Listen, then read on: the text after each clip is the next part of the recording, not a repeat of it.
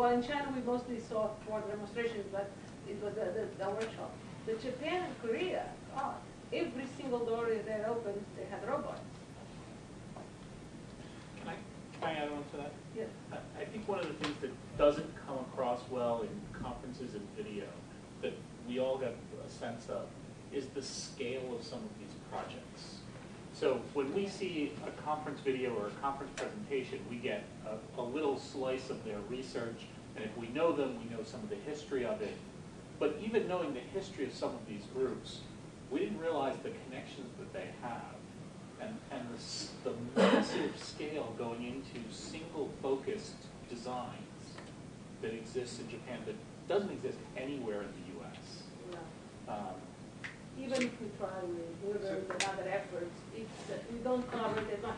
They have funded projects with 40 people, you know, or 6 faculty or 10 faculty from different places. They are, I don't know, masters of subdividing the problem so that they eventually can put it together.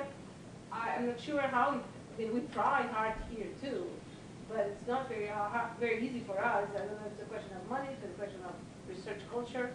They are more successful there. Yeah, so back to what Brian was saying.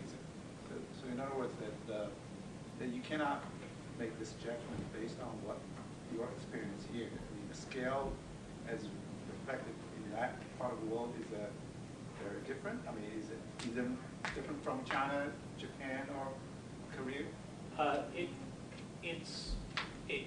It didn't come across as clearly in China as it did in Korea and Japan, but we were also seeing the presentations in a short conference format in China.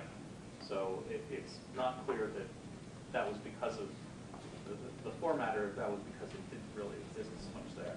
But to give you an example, so in Japan, 3 well-known research groups that publish independently, that focus on very different areas, actually all work together on the same projects.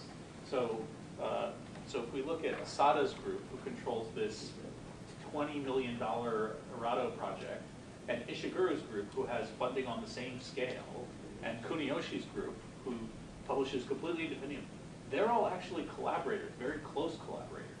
And they give robots to each other, they share designs, they design things for each other, and there's a focus there that doesn't come across until you're actually there and you're actually seeing the scale of all of that effort. You know, the closest thing I could imagine here is if you had 4 NSF STC centers that were all actually secretly working together on the same projects, but publishing in different locations. More like the RAND think tank of the early mid-50s, you know, in which they would go and jointly try to do something for the universities. I don't know. But just to summarize this, I think that we saw what they claim that they have. So it's not that they claim and come to a conference and show a video of the robot, and the robot is already into PCs and